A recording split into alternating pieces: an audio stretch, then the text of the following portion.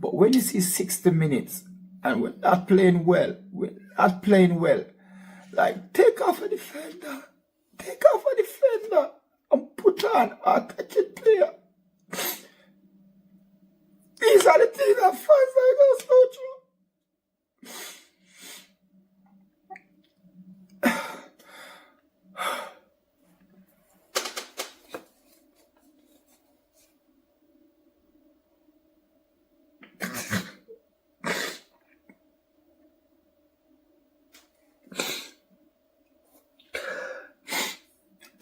These are the things that fans like us go through. We sit down there and take off a defender, take off. We know that Timber before even Timber get that knock. I'm not saying Kibio wasn't playing well, but out of Kibio and William Saliba, the better defender is William Saliba. So take off Kibio, bring on Trossard, keep Martinelli, yeah. Welcome back, familiar to Northside LDN Caramba, and different day, same old Pukadi around here. You know what I'm saying? Arsenal now being linked to, well, apparently we're going in for a second bid for Gyokeres. The Sesko deal might be over. Apparently he wants a release clause in his contract. So yeah, man, we're just getting used, Sidemen FC, Stepping Stone FC. Before we get into all of that, got a great panel today. Yassa, what are you telling me, bro? I'm good, man. I'm good. Obviously, the show's overdue. It's been a couple of weeks since we've done Prem Talk. We had Omar asking us when we doing Prem Talk, remember? So yeah, man, I had to come back. But yeah, man, it's good to be on the channel every time, man. Big up to Omar and obviously Northside every time, man. Nah, big up, man. Big up. Make sure you're subscribing to Yasser's channel. The link is in the title. And yeah, man, big up every single time. Make sure you're showing love. Also, Omar's link is in the title as well. Make sure you're showing love to the boys. Omar, what you saying, bro? You good? Hey, man.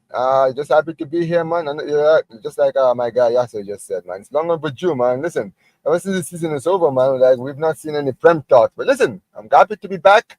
My guy Northside looking like Ronaldinho over here, man. Looking good. Listen, this is the beauty of now watching Arsenal, man. You're actually happy for once, man. My guy actually is enjoying life these days. And listen, oh for fuck's sake.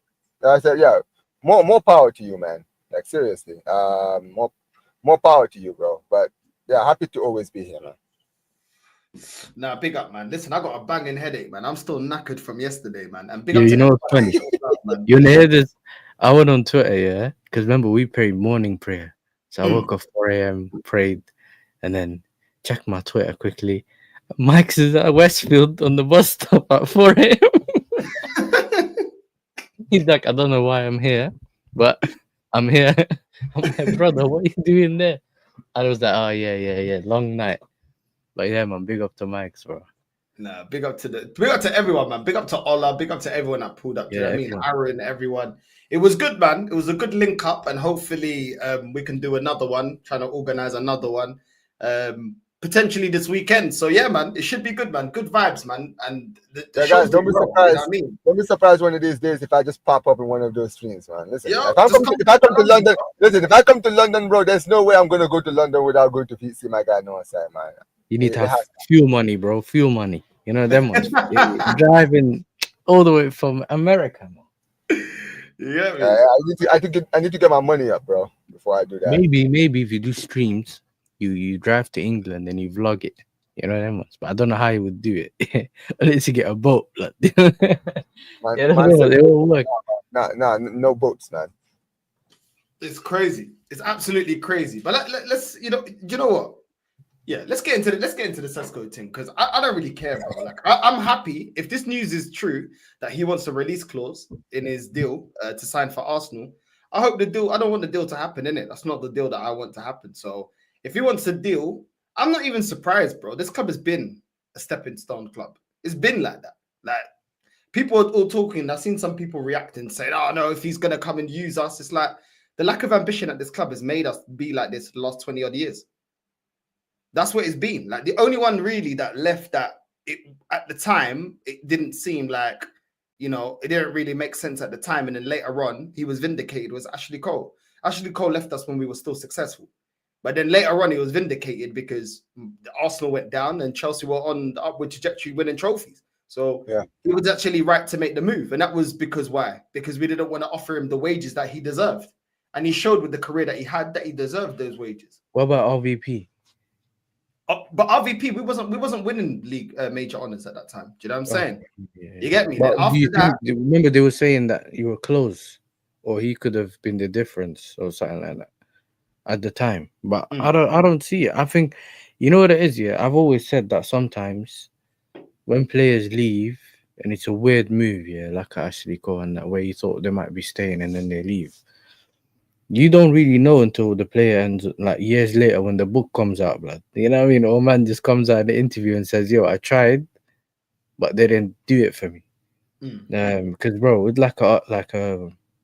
I remember when RVP moved because I think I was still in Holland at the time, bro. He was on all of the newspapers. Arsenal fans were fuming, and I was like, just as he started banging goals and he kind of got rid of his injuries, he moved to United.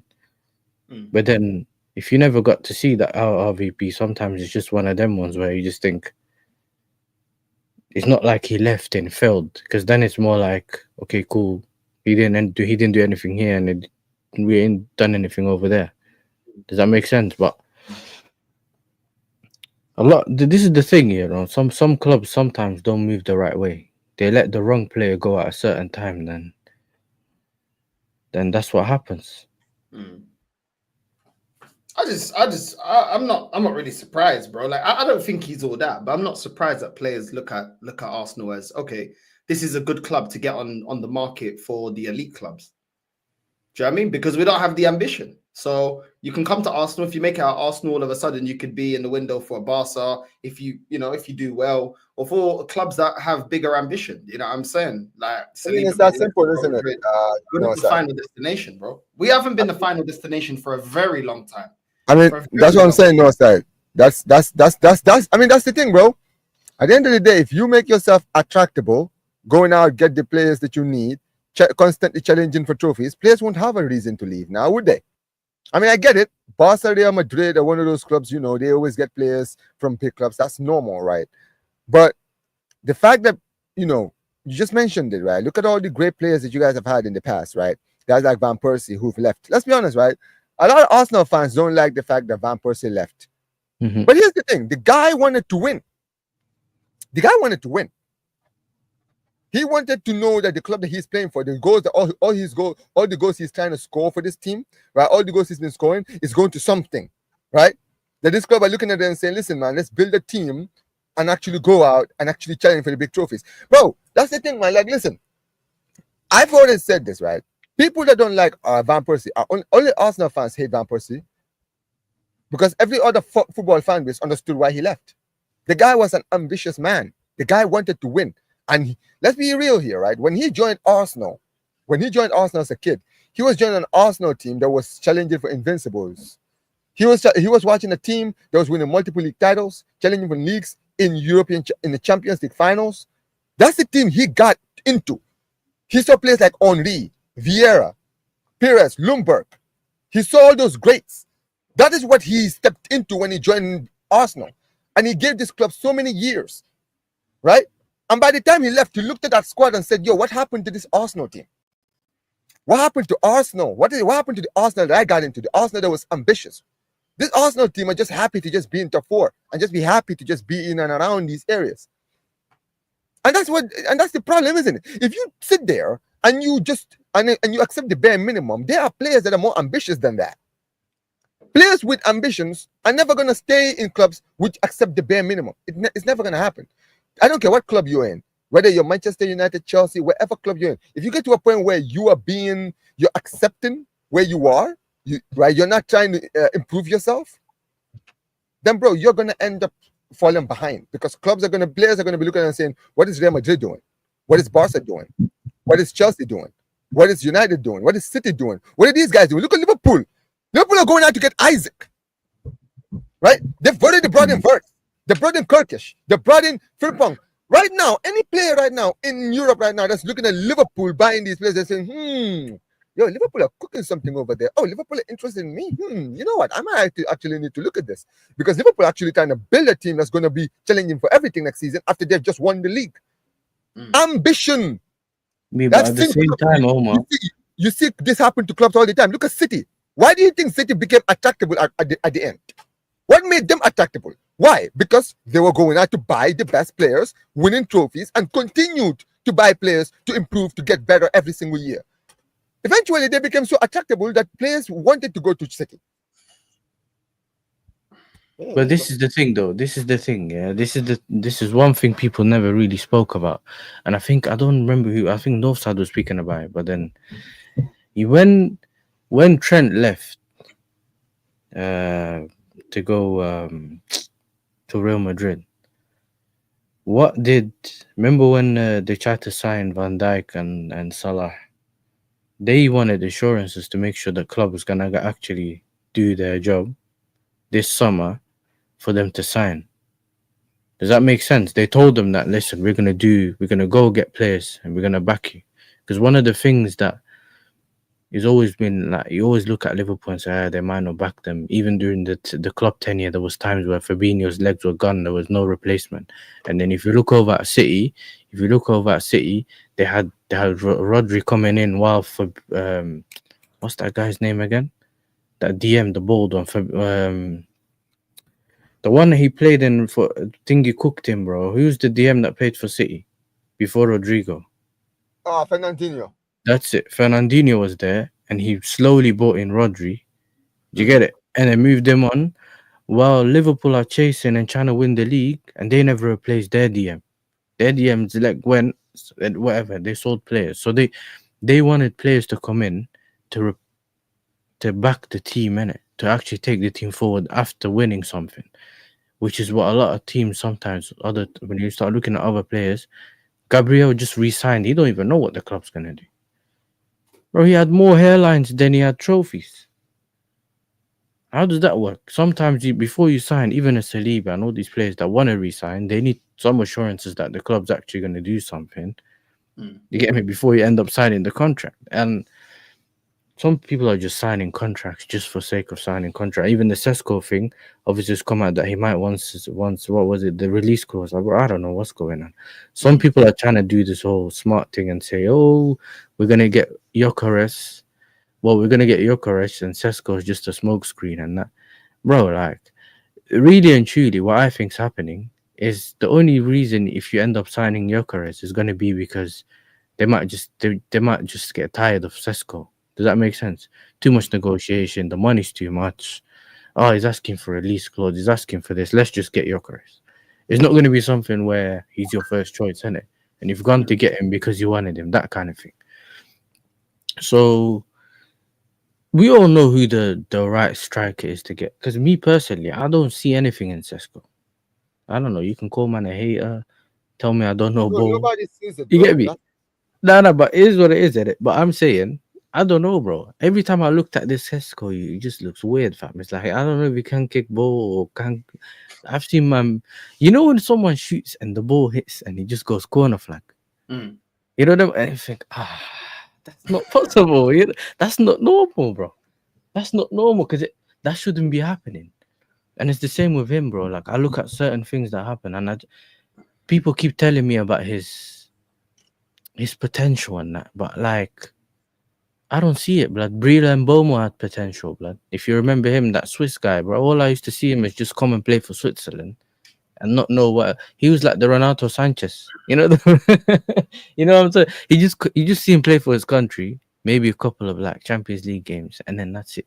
He barely plays, so it's just one of them ones where you don't know. But then, Sunshine, man, don't worry about his coming to United. You go, Nkunku, please. You know yeah, man, she's out here running, man. She doesn't want to hear the Nkunku move, man. I hear it. Yeah, that's crazy, man. That is crazy. Sunshine. No, I can't even say nothing, bro, because my club just. I mean, this is the thing, bro. You know what it is? Expressions, yeah. Sorry, Omar. Expressions called Rasmus Højlund victim Gyokeres. The victim Gyokeres. That's the one they got. That's the one Sunshine has, bro. The Right? way you Yeah, say it, yeah. bro. My bad. I would say this no, sir. The fact that this guy, this Sesko guy, right, who has barely scored goals at Leipzig, is going to Arsenal, big Arsenal, and actually demanding a buyout clause. For me, bro, just that alone would make me not just want to go for this deal. I'm like, bro, how dare you, man? Like, serious, how dare you? Barely scored goals, right? No club is actually trying to go in for you except us. And we're actually willing to break the brand to bring you in. And you think that you're going to come here and demand stuff from us? Like, this is actually insane when you really think about it, right? That's like look at what's happened with us. Like, you've seen, I've already spoken to you, Northside, about the Nico Williams thing the last time we did a show, right? He wasn't even our first choice. But guess what? When Liverpool were playing hard to get, we said, "Yo, we're not playing this game with you. What do you think this is? Do you think we're gonna sit here and buckle under the pressure? We have other players that want to join the club right now for cheap. We're trying to give you all this money. If you don't want to come in, bro, that's fine. But he knows Actually- we don't have options, though, bro. Get me? This club don't What have do you do, bro? You got a player in Sesko who's literally saying that he wants to join.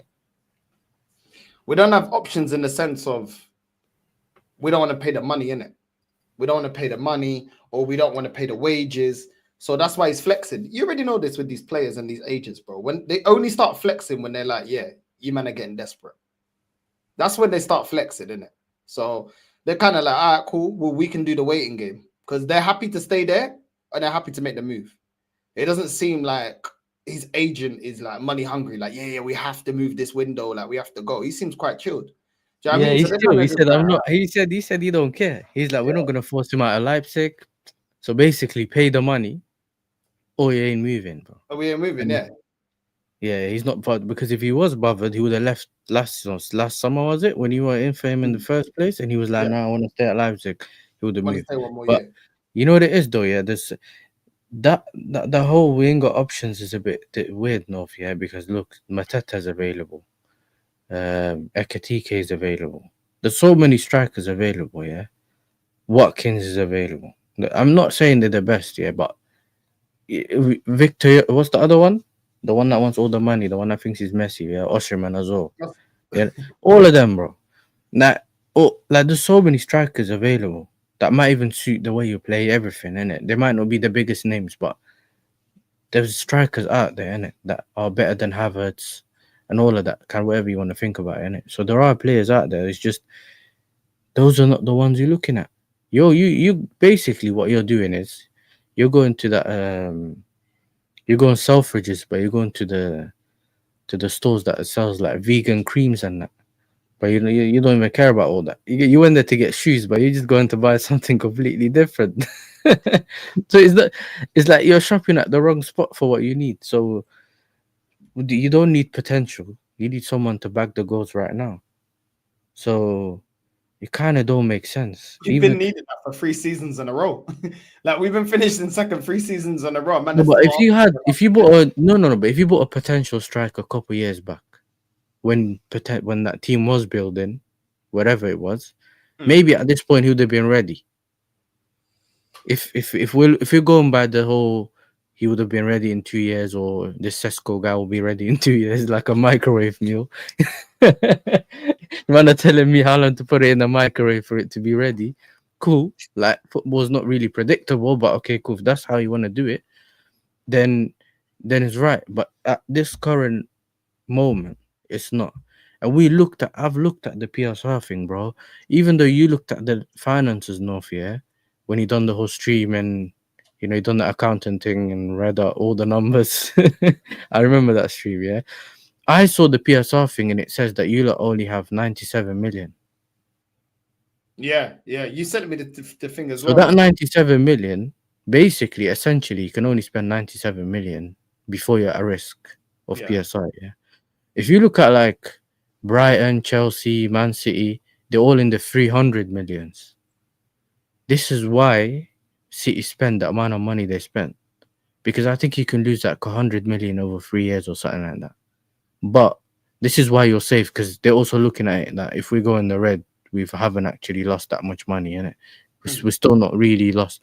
The problem is, if you look, this is why they wanted to split the money, So it's not split, but they wanted to do the whole we'll pay extra for Zubamendi and split it, Klarna thing, whatever, because then you're only taking away 30 million or 20 million per year. That's what's showing on the books, isn't it? And it's not 60. If they paid the release clause North, you'd have 30 million pounds. You'd have 30 million pound left in the bank. So they couldn't do it. Do you get what I'm saying? So that everyone thinks, yeah, you might be making so much money from merchandise, but wherever that all the merch stuff and that, but it doesn't show because you don't sell the players well. So essentially, even if you buy players, you're gonna have to sell players, which is a problem in itself. Because really and truly, if we're gonna be honest, Arsenal don't have that many players you can think of that you can sell for big money. See, this is the problem. Besides, maybe like obviously you have Skelly. If you look at it, probably like Skelly, Saka, Nwaneri, and the defender, and what's his name? Not Saliba. Gabriel's getting closer to being old, so he might not be able to get that amount of money that we're talking, innit? Like 80, 90 million and above. Yeah. I mean, if Saudi come calling, I guess that's different. Yeah, but Arsenal can't sell well in general. No, Saudi will come calling. That's what I was gonna get to. This is why their books are so crazy right now. Right? We done good relations with Saudi. Because here's the thing, yeah, exactly. Right. You get it. You do good relations. They buy players from you for 20 million that you never played before. That's what I'm trying to get to, right? Because think about it, right? All the money that Chelsea have spent in the past few years, right, to buy all these up-and-coming players. Look at the players, how you've sold players like Havertz, Mason Mount, and all these guys for over 120 for just both players, just 2 players, right there, right? 2 players that they didn't mind selling, right? But they sold them for big money. And this is the thing. This is the problem, no side, right? The issue is at Arsenal, you have a lot of good players, but this is what shows you how overhyped some of these players that you guys have are. You understand what I mean, right? Because Arsenal fans will make you think this is the greatest thing since sliced bread. But the problem is, in order for a player to be as good as you think they are, they have to go for a very, very high value, right? A lot of Arsenal fans delude themselves into thinking, the reason we don't sell these guys because we don't want to sell them. They are important in the team, this and this and this. No, it's because the clubs don't think as highly as those players as you do. You think that a player, like Arsenal fan will convince you that Odegaard will go in for 80 to 100 million. I'm sorry, bro. No big club is spending 80 to 100 million. I can promise you right now, bro, on everything that I love, bro. No club is going in for 80 million for Odegaard. I'm telling you right now. You understand what I mean, right? Mans Lewis Skelly, he's got a lot of potential, bro. They talk about him going to Real Madrid. Bro, Real Madrid are not spending 50 million on a player like Lewis Skelly. No matter what Arsenal fans try to tell you about Lewis Skelly, Real Madrid are not spending that money on that player. That money. You understand what I mean, right? Players like Martinelli, they're not leaving for for more than 30 million. Nowhere. You understand what I mean? Like Arsenal fans overhype their own players, right? Thinking that these players are the greatest thing since sliced bread, but then they're surprised when all of these players don't actually go for big money. Because you overhype these players. These players are not as good as you guys think they are. And this is why players like Sesko, you're spending 90 million on Sesko Lee. No side. If you spend that 90 million, you're telling me any club, there's no club in world football that is going to pay you. You're getting nothing but a loss on that. Anybody with a brain can tell you that. You understand what I mean, right? A player like Gyokeres, right? He will come for 80 million. Guess what? This guy is a player that Chelsea won it, the United won it at some point. You understand what I mean, right? All of these big clubs, like even Barcelona, I've seen him being quoted at my club at some point, right?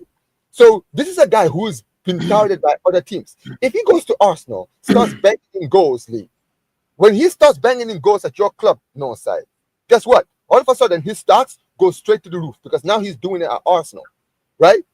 If another club comes in for him, guess what? They're putting 100 million on the bank because then you can say, listen, we spent 80 million, we're not selling him for less than that. You understand what I mean? Especially now that he's doing it here in the Premier League. But it's the same thing. This is why you guys don't sell well, because you try to do the potential thing. Because and it's like I said this to Lee yesterday, bro. I was like, you guys keep doing this thing where it's like, this player, that player, this player. You don't want to go back get the obvious players, the players that are actually gonna improve your club, right? You want to do this thing of, oh, let's buy this player because maybe he might become great, or he can play in this position, that position, that position. Instead of buying players in a certain position, you go and buy, like, if you need a fullback, oh, we're going to buy a center back because he can play both center back and fullback, doing the whole inverted thing, right? And you do all of that. It's an absolute joke. And unfortunately for you, Northside, this is why I've said it before. This project with your manager is not going to succeed. It is not going to succeed. You're going to continue. This cycle is not going to end until you finally sack this guy. No, I'm being serious, bro. No, yes, let me finish. This cycle is not going to end because you've already seen, bro. After the people said after 5 seasons, let's judge him. This season was his 5th season at Arsenal. This was supposed to be a season where the pressure was on. Guess what, bro? He's back next season and he's already trying to buy potential players again, which tells me that this manager doesn't learn. He doesn't feel pressured because they can just blame Bertha. They'll just blame everybody except him. He will be the last person everyone will blame in the club. So yeah, it's all good. It's the same odd thing, but there's no surprise. We always try to think that we're smarter than everybody else, but we're always playing catch up, trying to get these project players. I just don't understand it. Like, do you know what it is? We either buy potential players or we buy players that we want to convert into another position, that we think that we're going to get the most out of them outside of their natural positions. And then we're always playing catch up. Like, we've done it with multiple players, bro. Like, we've tried to do it with Kivior. Now we want to get rid of him. Zinchenko, Jesus. We've done it with multiple players, bro. This is boring. Trossard. I'm just tired of it. Now I'm seeing all this stuff about how we're going to replace Thomas Partey and there's some midfielder from Sevilla. And I'm not bro, impressed. You're going to buy a player from Sevilla, bro. Have you seen Sevilla last season? Like, bro, this is how you know. So, like, these people, they don't actually go and do their own scouting, bro. Last season, Sevilla was fighting for relegation. You're going to go buy a player, a midfielder, from a club that was challenging relegation last season. Bro, this is what I mean. I'm telling you, man, I'm not even an Arsenal fan. Even I get frustrated sometimes at your club. I said, bro, imagine, like, people, like, bro, I'm not going to lie, bro. My love for the game would have probably died if I was an Arsenal fan at this point, bro. Because, dude. This Agomi guy, you must know him. Agomi, Lucien Agomi. Bro, I know that guy, dude. Yeah, that's it. I That's know that guy. That's going to be the part I know this guy. Listen, man, this is Arsenal. This is title challenging Arsenal. Let me remind you, this is title challenging Arsenal going in for a player that was challenging for relegation. See, this is the problem that I have with a lot of your fans. No, sir, right? When you guys were going to buy all these potential players like a Kivior, like a Martinelli, the excuse that they used to use was, well, right now the club is not exactly in a good place right now, so we need to buy these players. And then when we're back in the Champions League, this is what they said. When we're back in the Champions League, now we have European football. Now we have Champions League football. We can go and actually get the players that we want. Well, you got Champions League football. Guess what? Nothing changed. Well, but we have to try this. When we challenge for the league, you will become attractive enough for players to come in for us. You've been challenging for the league. Nothing changed. This is the problem, isn't it? Nothing in this project has changed. There's been no improvements. Because here's the thing. If you look at, like, in the past 4 years, when we were broke and we couldn't go out and buy players, the clubs made it very clear. Listen, we don't have the money. We can't register players. We are below the wage bill. You understand what I mean, right? All we can do now is to focus on La Masia for now. You understand what I mean, right? Guess what? We focus on La Masia, and we were winning trophies, domestic trophies, right? We won the league. Guess what? When we began to go on the wage books, guess what? We went out and we bought the big players. We went and bought Lewandowski. When we brought in Koundé, Rafinha, all these guys. Look at this season. Last season we could barely sign any players, right? Because this season we've just done a domestic table, and our books, financial books, have gone up this season. Guess what? We've bought a new goalkeeper. We're about to sign Nico Williams, right? And we're linked to two top fullbacks, right? So it shows you that when we are in a good place where we can spend, we do spend. When we don't, we rely on the things that we have. What you guys are doing is you try to make the same excuses as Barca, but the thing is, you guys are in a better position than us financially, but you still choose to act like a broke club or a club that doesn't have any pool. Why are you going in for Sesko when you can go get Osimhen? What, you're telling me Arsenal don't have the pull? I remember a few days ago, I was watching a stream on Dan Potts where you, Lee, and Edgar were in, and he said on that stream, he literally said, he said, right now, Arsenal are attractive enough to go and get any player that they want. He said this. So if that's true, then why is it that you're not going in for those players? What? You're telling me those players are not good enough to play for Arsenal? You're telling me Osimhen is not good enough to play for Arsenal? You're telling me Gyokeres is not good enough to play for Arsenal? But that's not the manager. But the manager doesn't. I don't care what the manager wants, bro. If the manager doesn't do well next season, sack the guy. That's how you should be looking at this, bro. If I don't care, bro, I want Gyokeres this season because guess what? If he doesn't win with Gyokeres, he can fuck off. And then that way, the next manager that comes in, he'll still rate Gyokeres because Gyokeres is one of the best strikers in the world in Europe right now. No, it's a fact. But no. We need to go and get the managers players. Fine, no problem. Do that shit. Guess what? When you finally grow some balls and finally sack this manager, right? The next manager that comes in is going to be looking at Sesko and all these bums that are in your team and say, yo, I can't play with these players. These are not my players, man. These players are bums. I need these players. And then all of a sudden, you guys have to restart the whole project all over again. Because that manager doesn't rate those players. What, are they going to give that manager time? It's a bunch of jokes, man. It's crazy, man. It's crazy, bro. But before we go on to what's going on with Chelsea, I'm seeing this news, Martinelli to Bayern. We're saying Martinelli to Bayern. We're saying Martinelli to AC Milan. I don't really see it happening. I don't really see it happening. And even if he goes 180k a week, I reckon we get 30. Yeah, I mean maximum 40 M's for Martinelli. Like, what are we really gonna do with that? What are we really gonna do with 40 M's? Yeah, I mean, I don't see what players we're gonna go out there and get and get over the line. But it is what it is. I just, this club is just jarring. It's just boring. At least if we could see some movement in players being moved on because we wanted to, get the money and the funds to get Gyokeres. But like I said before, we should have been doing this in January. Like, if we knew that money was going to be tight, and if we knew, well, what we should have been doing is knowing how much, they're going to want for Gyokeres. We'd know financially how much we've got. We should have started selling in January. We had a whole bench that we weren't using anyway. We had a bunch of players that were out of form anyway, like Martinelli. We should have been moving at least half the players we wanted to get rid of in January. Then come the summer, you've already got the money, and then you sell the other half. You got 100 million that you can spend, and all of a sudden you can get your first signing through the door. That's what a club that's proactive would do. But we're not. You know what I mean? We don't look for solutions around here. We look for excuses.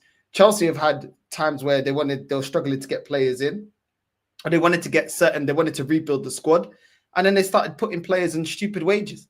But they look for solutions. They don't look for excuses. Arsenal look for excuses. Barcelona, no money. They managed to get these players over the line. I remember they were struggling to register Dani Olmo. Move a couple of things around, all of a sudden, he's our player. He can play. Well, why doesn't Arsenal ever move like that? Because the club, there is no pressure here. Let's be real. There's no pressure. Most of the fan base are happy with how the transfer window is going. They've already got their comfortable excuses. You know what I mean? They got their comfortable excuses in who's going to replace Thomas Partey. We'll see. We will see. I don't understand the way that we're moving. It just we look broke. But do you know the worst thing? Instead of being broke, the worst thing is we look like we don't have an idea of what we're doing. We look like we don't understand what's going on with the market. We don't understand the going rates for players. We don't know what agent fees are. We don't know what players are interested. We just look like there's no clear plan at all. We look like we just look like rookies. Let's just keep it real. We look like rookies. We look like absolute amateurs in this transfer window. We just don't look prepared. We don't look like we know anything. And the thing is, people can say, oh, but Berta just come in. Name me a transfer window that we've seen prepared in. Because I ain't seen a proper transfer window in the last 20 odd years from Arsenal. When do we ever look prepared? When do we ever look proactive? When do we ever get the players that we're screaming out for? When do we do that? And a lot of the time you may get one player or maybe even two. And then there's still holes in the team and we don't go out there and get the rest of the players that we need. We never complete the squad. These 20 years has been 20 years of incomplete squads in terms of winning major honors. Incomplete. So I'm just tired, bro. I'm just tired of seeing the same thing. And there's nowhere to hide for this manager for me. Absolutely nowhere to hide. There's players available again, and we're not taking advantage of it. So it's just whatever, man. Like, hopefully, you know, Bayern Munich can take Martinelli off our hands. I don't think that they're that stupid to do that. But if they want to take him, take him. AC Milan, if they got some bread, they can get him as well. They can have Martinelli. He's definitely a player that I'm more than happy to let go of. I don't think I think he's rubbish. But it is what it is. Are we going to spend the money properly? That's the problem. Like, even if we sell properly, are we going to buy properly? Because we're looking at Sesko. We're looking at this Lucien Agomi from Sevilla. These are the players that we're looking at. So even if we sell well, anybody trust this club to buy the right players? Was Calafiori the right player? Was Moreno the right player? These are just two players we bought not that long ago. Were they the right player? Are you starting Calafiori when everyone's fit? Are you starting Miko Moreno when everyone's fit? Are these been players that have moved the needle? This club don't care about players that are going to move the needle. They want players that are going to sustain them Champions League football. Let's keep it real. You just look in the last time that we've been buying players. We're not moving serious. We're not moving serious. We brought Havertz in because we was going to get the most out of Havertz. Failed at that, and now we're trying to get the most out of Sesko. Make this make sense. What's the difference? What is the difference? Why can't we just get some ready-made players that are ready to perform now? Is that too much to ask for? Can we just do that? I just don't understand, bro. I don't understand. We're always trying to do this save a hole. This is what this club is, like a save a hole. That's what it is, bro. Trying to turn a hoe into a housewife. That's what Arsenal FC is, bro. Do you know what I mean? It's ridiculous, man. Absolutely ridiculous. But anyway, let's get on to Chelsea, man. Fuck talking about Arsenal. I've had enough talking about Arsenal already. It's only been 36 minutes. What are you saying, man? What's your club saying, man? What's your fan base saying? I know they'll be getting stressed with this transfer news. What are you saying? Basically, what do you want me to say, bro? Every 5 minutes, there's a new briefing, bro, about something or someone.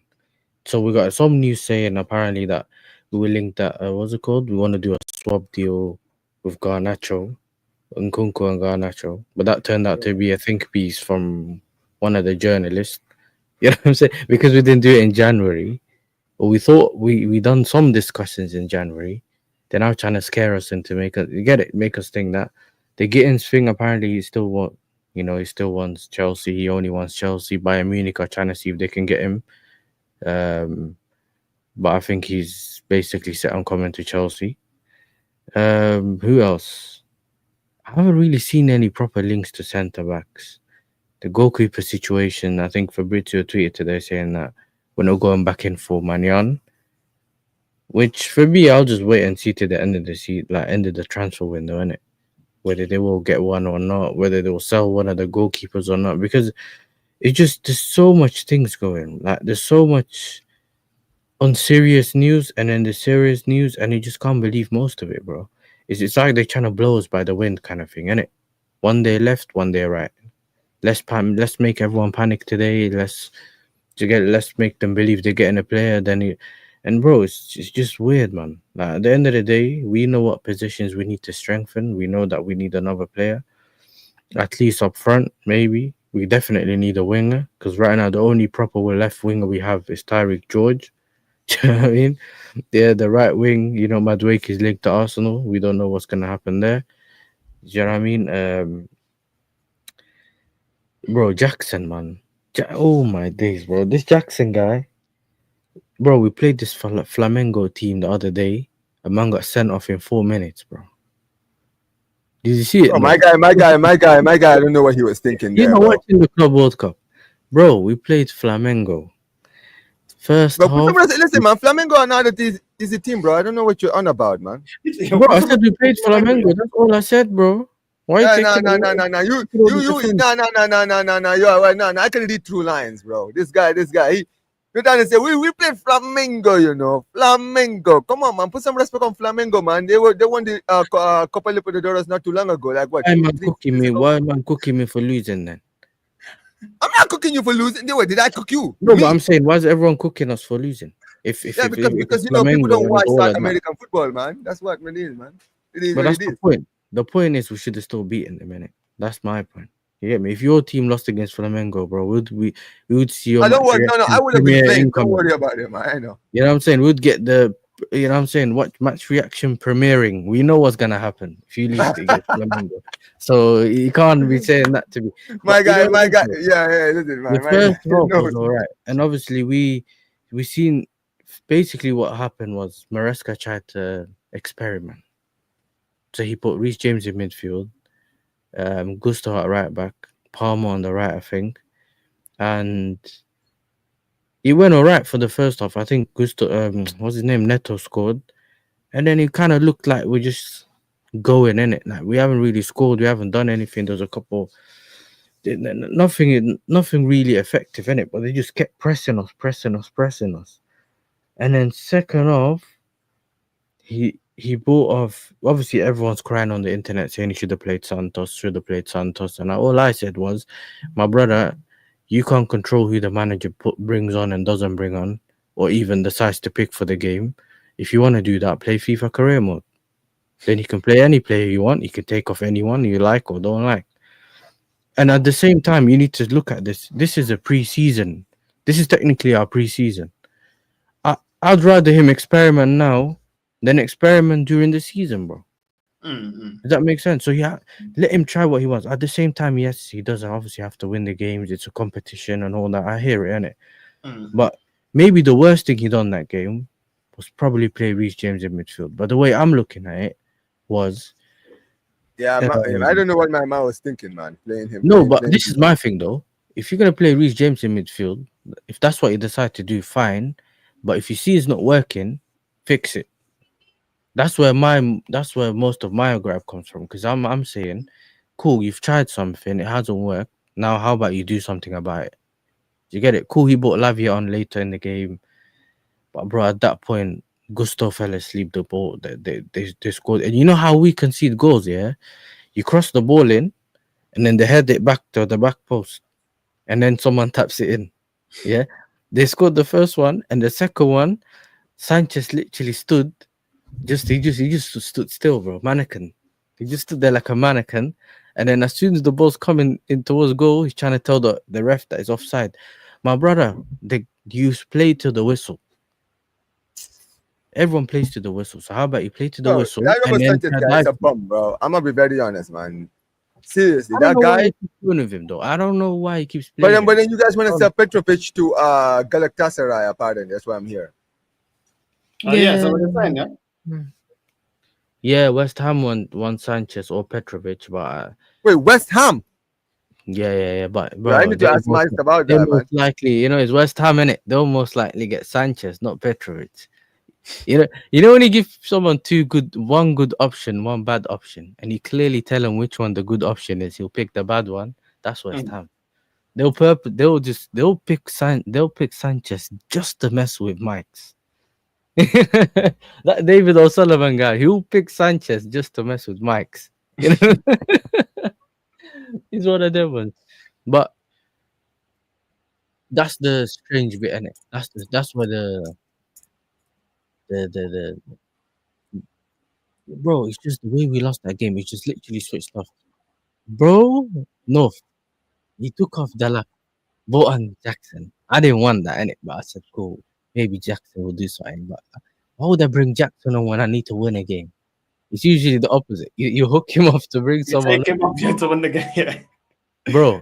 He went to tackle someone within 4 minutes, yeah, and then he went instead of going to it. I don't know what he was thinking. Usually in that position, you just you kind of poke the ball away from the opposition player, yeah, to get away from him. This guy almost put his leg, your leg up to go in front of someone so he can shield the ball. It's almost like he do that, but he was too far away. So guess what happened? He stood on man's shin. He got sent off, bro, in 4 minutes. Now we were at a striker now. I don't thinking, that car, bro, not like this. And then the game just went. Phew, we just lost the game, bro. I'm pretty sure I didn't even see the third goal because I went to the kitchen and came back. We conceded the 4 goals. We conceded 2 in 2 minutes, bro. So it wasn't, bro. It was about the game itself. It was just so annoying to lose the game the way we did, and that makes our whole journey more difficult because of if you finish second or you finish first, we can That's what get I'm behind saying. If you guys, let's say potentially you guys finish, PSG. if you guys finish second, that means you guys will play Bayern Munich in your next round. Yeah. That's what I'm Potentially. saying. That's what I'm saying. You Yeah, just yeah. make it hard for yourselves, basically. But obviously, I think Maresca came out today saying he's going to make a lot of changes. But even though he said, because a lot of people were saying, why was he experimenting in this game and not the other one, which was supposed to be much easier? And I think it's just one of the Tunisian teams we're playing. Yeah, that didn't make sense to me. I'm not But gonna lie. but this is the thing. I If you're was going to a little experiment, confused because yes, sir, because you just mentioned it. I feel like Flamengo was like the team in this group that was gonna give you guys problems. You understand what I mean? Like, I think a lot of people would agree would have agreed that it would have been your toughest game, right? So I don't know why you guys decided, at the end of the day, to do experiments against the best team in this group, right? The team to give you the most trouble, and you saw it in the game, right? Yeah, you guys took the lead, but that second half, you guys were completely under. You guys, that could have gone embarrassing. You guys, they scored a fourth, which was disallowed. Let's be real. Like, but I it didn't could watch have it. I left. been. At that point, I left. I didn't watch the rest of the game. That's what I'm You thought I saying, was man. gonna do, bro. You thought I was gonna do match reaction to against for bro for the game. Yeah, you must be mad, bro. I just jumped out the house. I just left, bro. But the whole point is that what I'm talking about in that aspect is that, bro, it's like if you experiment, you want to be experimenting slowly, like low key against a better opposition. And the only reason I say that, is because if the experiment goes well, you know that whatever you tried has worked because of what you tried. Does that make sense? Yeah. If he tries this whole experiment against one of them Tunisian teams and we beat them, you don't know whether the experiment worked or it's because of the lower level opposition, if that makes sense. Yeah. You would have won regardless, so you don't know whatever he tried doing, he doesn't know the exact outcome. People were talking about test samples and all that, basically. But yeah, man, we just need to. I still think the Kudus thing can happen, but I think that's probably later during the transfer window. Do you know what I mean? But other than that, even the Kudus thing is not even gonna. People keep. I don't think it's gonna be a swap deal though. I think West Ham want cash, so we're gonna have to pay them for it, and then they have to get the player that they want from us and pay for that. I don't think that one's gonna be. I don't think that one's going to be as simple as we think it's going to be, like a swap with a bit of money. I don't think that's going to work with West Ham. What players do you actually think you're going to bring in? Like, what players do you actually think the club's going to bring in? I don't know, because I thought Gay might be one that might be coming in here because of how much we linked with him before.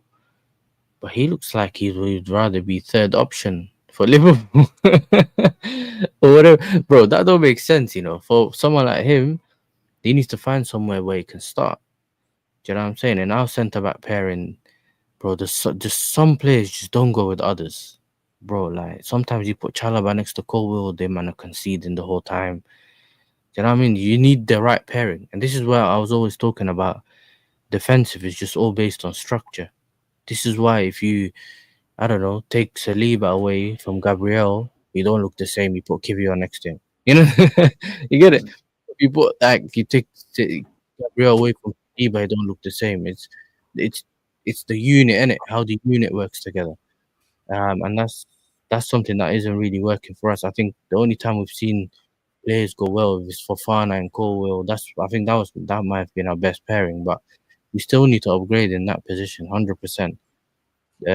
You got the goalkeeper situation that we need to figure out, because obviously what happened was with Petrovic is that he basically said that he wants guaranteed starter, innit? He's come from Strasbourg and said guaranteed start. He wants to be a guaranteed starter. He wants to leave. Now, granted, the rest of our goalkeepers aren't really great. Yeah. But we've used this opportunity to get himself in the team. Because if he plays and he shows that he's better than all of them, Yeah. everyone's going to say he has to be the starter. Yeah. He come in and said, no. I'm either the starter or a dip.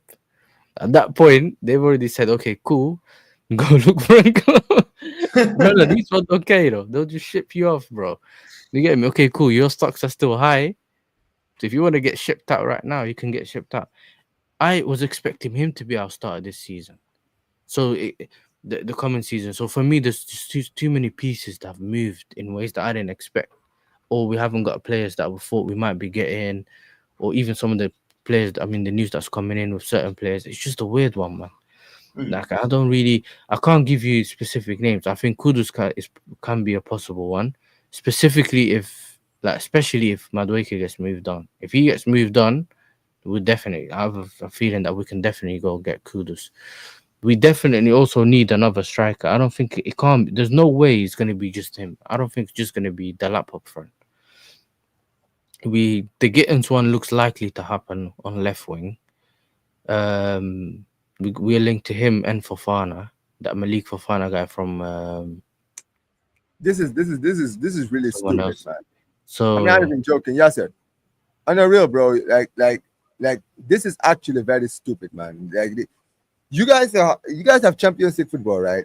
You guys have the money to go out and get the players that can technically come in, and you can kind of put that pressure on them and say, listen, these are the guys that are going to help us, maybe challenge for the league, because you guys are not that far off. You do have a very, very good team, right? But it seems that the philosophy of the club is, let's go and buy young players, up-and-coming players that have great potential, players that might become great one day. you forgot one thing. You forgot one thing. They have to have the City link. If they link the City, we're getting him, bro. That's what I'm saying, right? Used to play for the City Academy. Getting all these players, right? And not only, and think about how much you guys spend on these players. You're spending like 40, 50, 60, 70 million on these guys. When really, if you put that money down for players like Osimhen and Gyokeres, you can actually go get these guys. But no. They're above the age of 25, so we don't want them. It's right? not even the. I don't think it's just the way. I don't think it's just the age, though. It's not just the age, bro. It's the wages, bro. With him specifically, the Osimhen. Apparently, with Osimhen, there's a couple of things they're worried about. They're worried about his not his attitude, but his whole thing, his entourage, his behaviors, and the amount of money he wants, bro. The problem with Osimhen is, I remember when he had beef with the Nigerian coach and he went on Instagram live flaming him, blood. Oh yeah, I remember that too. No, it's true, bro. Do you think, man, they don't want him around, bro? They don't want. Dude, do you remember? Do you remember? I think it was the former coach, right? Because I think he was basically complaining that Osimhen didn't want to play for the national team. He was asking for, like, I think basically he didn't arrive on time or some shit like that. Yeah, and something. And he basically said, "Nah, I'm clearing my name. So you know what? I'm going." Yeah, and then he went. Yeah, and he went on Instagram and just went on a tirade, bro. Went off on everybody, bro. But that's what I'm saying. I mean, so they look at him and see a loose cannon, bro. And he's one of them players that looks like, if for whatever reason he gets benched, he'll start breaking down the bench, bro. He'll start pulling out the seats and that. He looks like one of them, man. That if he believes he should be playing, he'll do something mad. And I just don't think. I don't know, man. I just don't think, like, with the young squad that we have and all that, bro. You don't want to bring someone that disrupts everything, unless it's a positive way in it on the pitch. Like, you have the same thing, Omar. Your team's young, innit? But all the players that are coming in, they may have personalities, but they're all synced in one on the pitch. On the pitch, that's why right now, if you see what's happening with Ter Stegen at Barcelona, that is why Flick wants Ter Stegen gone. Because the thing is, Ter Stegen has kind of returned from injury. He's been making a lot of mistakes, but he's also been showing a lot of bad attitude back. But this is what I'm saying. Because of that, Laporta is speaking to. Flick spoke to Laporta and said, "Yo, I need a new keeper, man. I can't trust this guy next season." But you know what? But this is the thing. This is my thing, Omar. Yeah, the reason Flick's trying to get rid of him as soon as possible is because he doesn't want the young players to learn things from someone like that and take that behaviors on. It's a weird one, isn't it? But it's almost like having a kid next to someone that that comes to your house all the time, but he's on a madness. You just don't want your kid to learn from him. If it's if it's one of them older squads like we had with like Lampard and all that, like, cool, they all know how to sort each other out, innit? Do you get it? Like, balance the whole, okay, you need to behave yourself now, that. You don't get that kind of leadership when you have the young squad. There's no leadership that balances everything out. And Osimhen's not going to come in as a leader. Does that make sense? He's not going to come in to lead. He's going to come in to do the fuckery himself. I don't know, man. It's a weird one. Your club just keeps moving like Arsenal, bro. Like, you keep going like Gittins and all these, man. It's like, you don't need these players. Doesn't make any sense, bro. Players that are up and coming. You need players that are going to get you over the line. That's what you need. And if you're not bringing that in, then what's really the point? You know what I mean? Listen, bro. I saw the video today of the training. I saw the lap striker ball. I I was like, yo, that's what I've been missing for the last 2 years. Man, the top bins, I'm like, I ain't seen anyone hit top bins like this up front. Do you know what I'm saying? We had Havertz, we had Jackson recently. So like, yeah, cool, we've been starved, innit? So we need to get the players that we need right now. But at the same time, you can see a lot, yeah, that it just doesn't seem to the club doesn't seem to be going that way for some reason. But at the same time, look at that left wing market, bro. Even the guy you got, yeah, really and truly, I've been calling him a scrub for ages, blood. The only person, the only person that people want to get a left wing's Rodrigo, bro. Vini scrub. The other guy on the left, Nico Williams scrub. Leao, unfortunately, even though he got the same trim as Northside, he's a scrub as well. But you're not a scrub, North. But you get the point. All of them, man, on the left wing, scrubs, bro.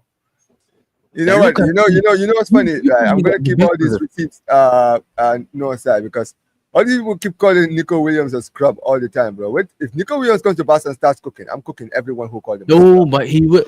If he cooks, he would probably cook at Barca. But there's a reason why. There's just the way you guys play, and like, you know how we cook. Because remember, Nico Williams cooks at Spain, but he don't really cook at Bilbao. Does that make sense? Yeah. So if you guys play in a way that suits him and he can do the link up thing or whatever, it will work. And then you're gonna come to us and say he cooks. But in reality, like when he's playing at certain conditions, we know that he doesn't always cook. This is my thing. It's not like one of those players you can put. Bro, man are telling me Vinny's a baller, bro. He ran into the guy. Oh, my man tried to rainbow flick a few You days seen it, ago. no? Why does this brother tell keep me trying you this shit? No, Have you seen seriously, the it's not even the first time he's done it, bro. Every time when we're in La Liga, he always tries to rainbow flick and always fucks up. Every time. And he tried it on the game against Pachuca, bro. All I have to say, Ran towards Rashid the can defender hold and then started complaining about the defender fouling him. I'm like, brother, you tried to rainbow. We saw it in 4K, bro. You literally know, tried to rainbow flick and you know, messed it up, bro. he ran with the ball. The defender's right in front of him like this. He tried to do the rainbow We flick, tried to left do the the ball rainbow flick behind and and then he ran messed straight it into up the and then defender. collided with the defender and started complaining about the defender fouling. I'm like, brother, you missed your rainbow flick, bro. We saw it. I know what you're trying to do here, This man. is my point, though. Then they telling about skillful. And I remember when Rashid and Touchline gave me the dirtiest ever look when I said he was a scrub. Wait, who? Vinny? Sorry? Rashid was like, sorry? Wait, who? Vinny? Rashid and Touchline, bro. When I first went on his channel, he would try to cook me. No, Yasser, man. Yasser. Rashid, man. No, Vinny. Proper footballer, left winger. He Bro, tried he's to not tell a me. I proper was like, footballer, nah, bro. man. Get out of here with this proper footballer talk, man. This guy's But this is the thing, though. People think couple step overs your player, innit? Bro, you know, sir, how are how are you in your lifetime gonna see guys like Ronaldinho, R9, all these guys and see this guy and say he's a baller, bro? Seriously. Who? I prefer Rodrigo over Vinny. Yeah, Rodrigo's definitely better. I think Rodrigo's way more better. Yeah. But it's Vinny gets the stats though, innit? And we're in the era of stats, so Yeah, he gets stats, man. he Yeah. gets to look in it. Yeah, I mean, it is what it Statistics, is, man. innit? Stats, we know, man. So it's one of them ones, man. It's whatever, bro. That's what I'm It's saying, man. whatever. End the transfer window. Just bring I the can't lie, football, bro. Yasser. Your club's moving like they're just trying to make money, bro. It doesn't look like a club, yeah. When I look at Chelsea, it don't look like a club that's trying to win anything. Like, okay, you won the conference. You're supposed to be winning the conference. Cool, whatever. You won it though. So it is what it is. No one can take that away from you. But you're not buying players here to be like, okay, we want to be in the title challenge. Okay, we want to be winning the next competition up. We want to be winning the cups. These play like none of the signings that you lot are linked to, like Gittins for me, doesn't elevate you. The lap, we'll see. You know, it may be decent. Obviously, the English tax as well, so you can always make money. He's young, Yeah, so that one can the always next get Harry split. Kane. I remember I called him get the me? next Harry Kane. Yeah. But still, He was it's not- laughing at me, you know. He said to me, "Oh, you won the lap. You won the lap." That's it. Yeah, I'm not a fan of the lap. If he's got to prove me wrong. If he proves me wrong, I'll be like, all right, cool. But I'm Wait, not. wait. You say, what are you saying about Delap? You're saying Delap is gonna do well? Yeah, I think he's gonna do well. Yeah. He's been champion in the lap. He likes to sign him. We'll see. We will see. But the thing is, yeah, Because when If your you got the when lap, your go. team buys cheap, they're moaning. When your team buys expensive and he fails, they're moaning. There's no balance. So when you pay too much money, our team spend too much money spending. And then when you buy cheap, So It's a sticky No, one. but Innit? but bro, it just seems like you guys are just stocking up on young players and potential players instead of going out there getting. And of course, sometimes you get good players. Obviously, you've got Lavia, you've got Caicedo, but you're not every young player is gonna reach their potential, which is why it's called potential. And it's like you guys need ready-made players that are gonna get you over the line, players that have got experience. And it's like you guys are not going out there and getting that done. I don't really understand why. Like, why would you need to stock up anymore? You guys got multiple teams. You got multiple players out on loan. You got multiple players that are not even part of the first team plans or even the bench. Why are you even stocking up in any more players? There's no need for it. Unless they're just looking at it as, all right, cool, we're just going to keep flipping it. Okay, but eventually when you keep flipping money and flipping players, at least before the last regime, it went towards buying ready-made players. It went towards buying ballers like Hazard, ballers like, do you know what I mean? Diego Costa, and players like that delivered for you. Like, it just seems like you're ready to flip, but then you're just adding more and more players. And eventually, if you don't flip them, you know what I mean? You guys are good at selling, but you're going to come up to a position where then the right players are there and available. Our project's going to be on a loop. Man said, our project's going to be on a loop. Pushing on. Because it's like they wanted to create a platform of the rebuild, didn't it? You guys need a rebuild. So they've done the platform of doing a rebuild. But this is the thing, the players are coming in, and some of the players that are coming in, are actually players that are looking good or potentially good players. Quenda's balling out in the under 21s thing, Euros, whatever, Sugo came in, he's already our backup. Santos is coming. So we have added to the squad, but we need to. Our manager has to utilize them more. Speaking of Santos, why is your manager hasn't really played him a lot during this Club World Cup? I thought he would have played him a few more times. Bro, my brother, I'm not the manager, fam. Email Maresca and he'll give you the answer. If we know as much as you. What about centre backs? Because they need centre backs. What about centre backs? We bought one guy called Sarr. It's almost like the third Sarr guy we bought. You know this Mamadou Sarr dons that they get. You guys bought another Sarr from where? Strasbourg, I think. He's supposed to be good. Apparently, this one's supposed to be good. Malang Sarr's rubbish. Forget Malang Sarr. We bought Mamadou Sarr. Sarr was supposed to be good, man. The guy had high potential, like what's his name? Nice. Before you guys bought him. Yeah, but this one apparently is supposed to break everything. I don't know why. This one is gonna be different. Okay, I hear it. Yeah, but listen, don't take it from me. I'm telling you what I'm hearing. I'm projecting other people's words. Apparently, this guy's a baller. I've never watched it. I'm not impressed, bro. But this is what I'm saying. You guys needed. This guy's won the La Liga and that, fam. He's not gonna be impressed by us, bro. He should be on top row. You know, he's won La Liga, bro. He's won a couple of trophies this season. Like the year before that is when he wouldn't be able to talk to us. But right now, you're on the top about, man. I don't know what you mean, bro. I've been talking all season, man. I've been talking all season. I don't know what you're talking about, man. I can't lie. Chelsea just looking like the blue Arsenal. I can't lie. There's nothing that you guys have done. Nah. You see, nah. I'm being honest, bro. Ain't nothing. See, look at that, bro. Nah, it's not. But blue Arsenal. I don't know. I still feel like you need to strengthen your defense. I still feel like you could go out there and potentially get another midfielder.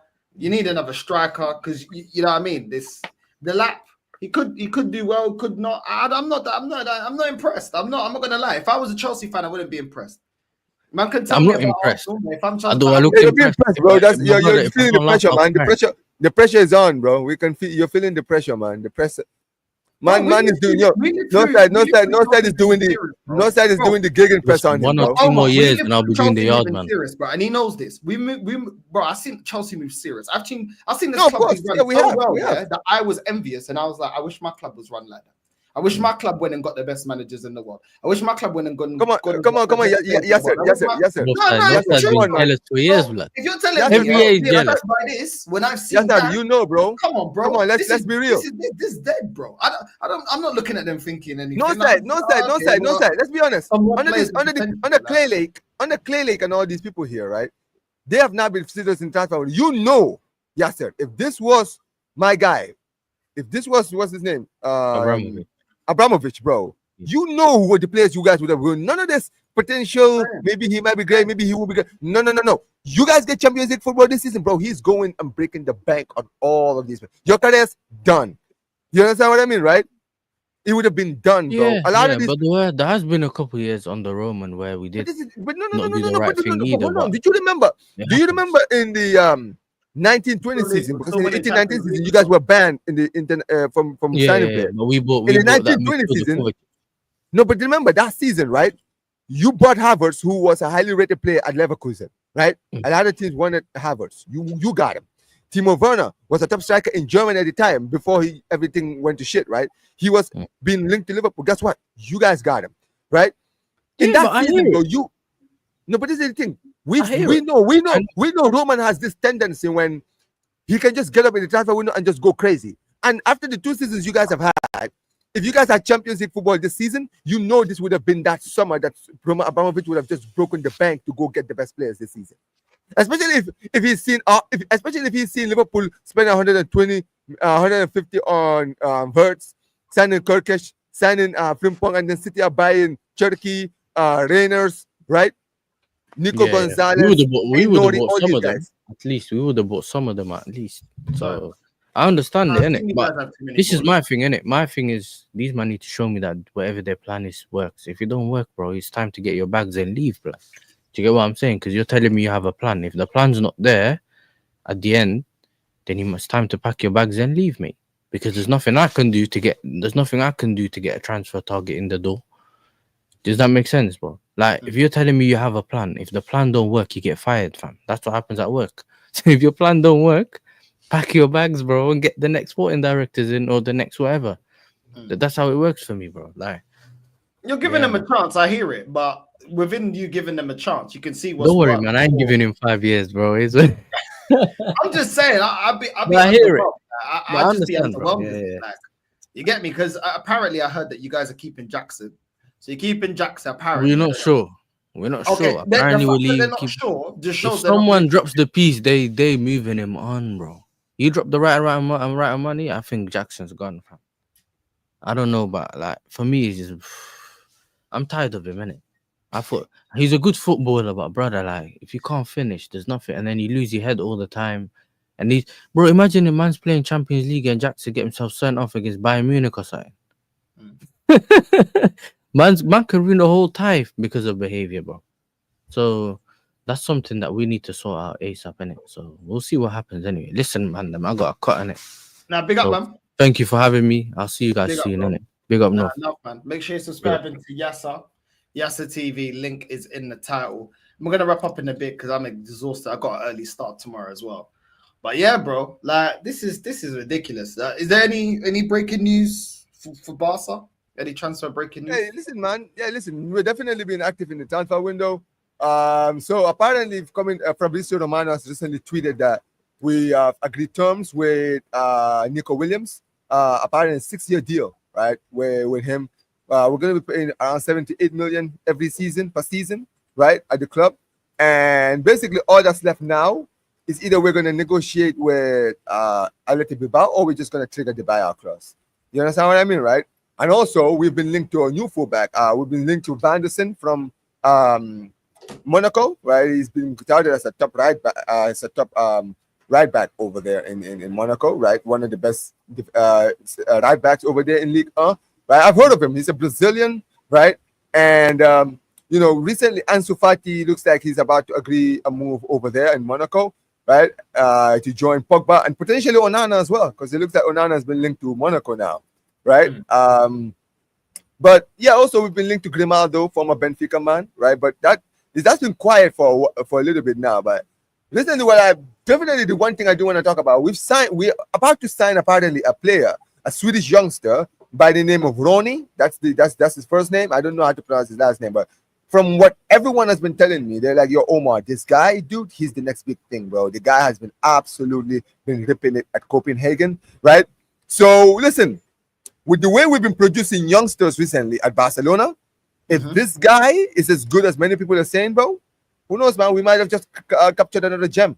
You understand what I mean, right? But yeah, that's another one that's been linked to our club. Players out right now is basically it's Ansu Fati. Right now, the thing that's going on with Mark and is he going Monaco? Is it Monaco he's going? Yeah, he's going to Monaco. Yeah, apparently it's going to be a loan with the option to buy. But for me, I just want to get him out of the books. You feel me, right? So if he leaves, there's more space for us. You understand what I mean? To go and register these players. And we have other players who also we're trying to see leave the club, right? Like Marc-Andre ter Stegen. Right now, all the talk is that he's convinced that next season he will be the number one, but I think he's gonna get a rude awakening next season, especially now that we've completed the sign of Joan Garcia. So, and Deco recently was actually talking, man. Like he basically said, listen, it's not his choice to make whether he's the number one or not. Like we don't have to. He basically said, we don't have to explain why we buy players to anybody, right? If we buy a player in your position, you know what time it is. You understand what I mean, right? You can either stay and fight for your position, or you can just leave, bro. But we are gonna buy players to improve the team.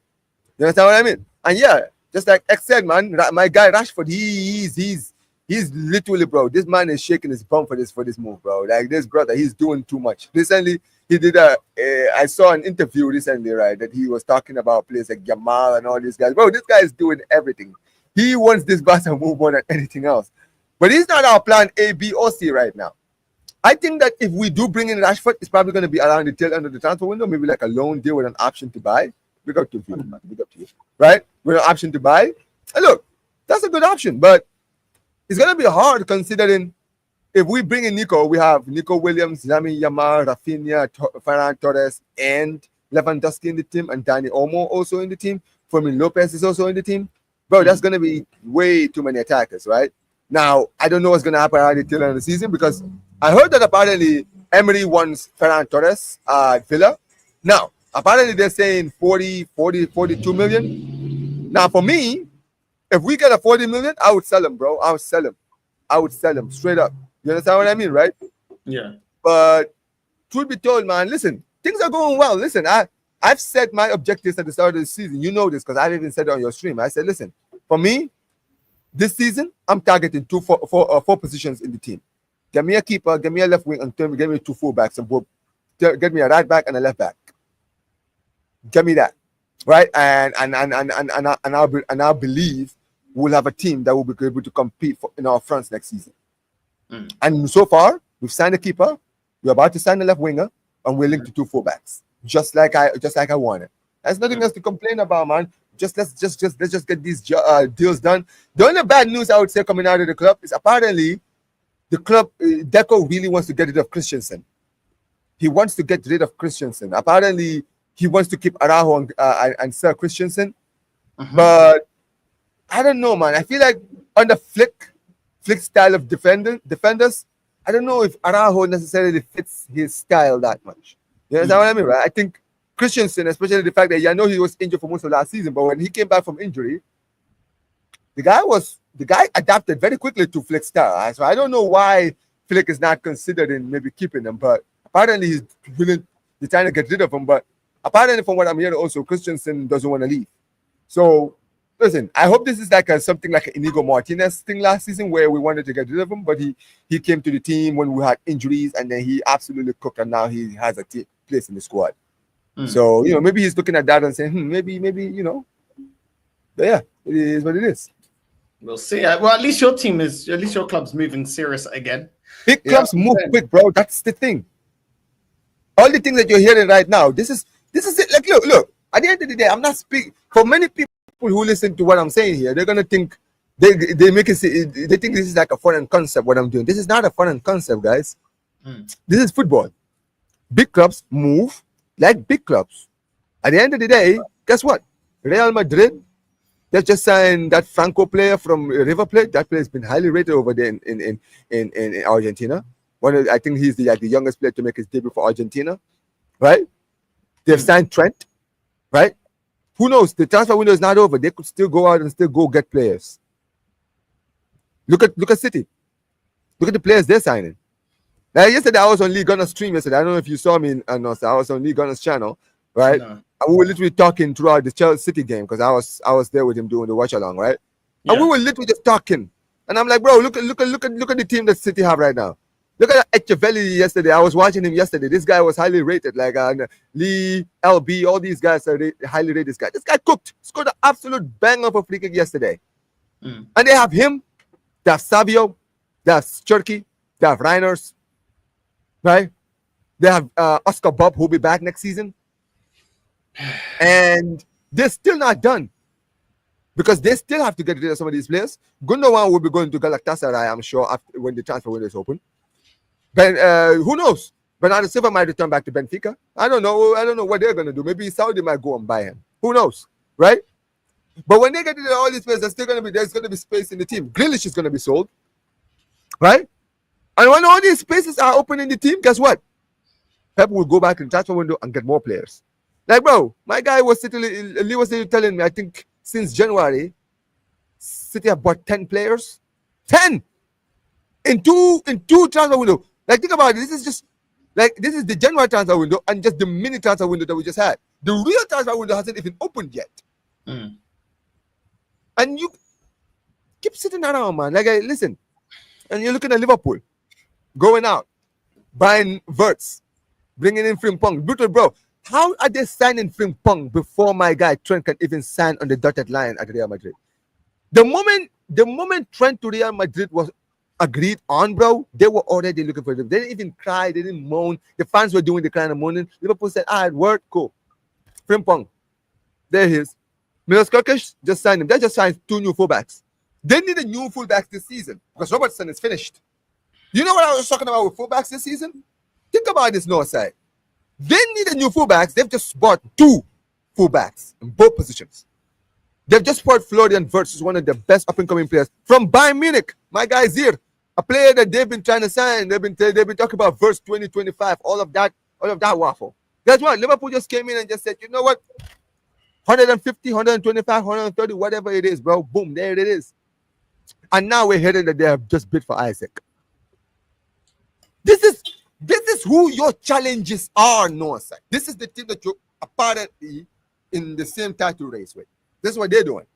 And here you are, after a season that you've gone trophyless, injuries have completely fucked your entire squad up, and you're sitting here not going out and buying the players that you want. This is ridiculous. You guys need players more than Liverpool do. But why is Liverpool going out there? Bro, why are you guys not going out there for Wirtz? Why are you guys not spending that money on Isaac? Getting the statement signings. But no, don't worry, bro. Arteta has a plan. Listen, man. They want to die on this Arteta plan, this Arteta project, bro. This is the thing, no side, bro. I do feel bad for you because unfortunately you are connected to this shit. Even though you don't want to, bro.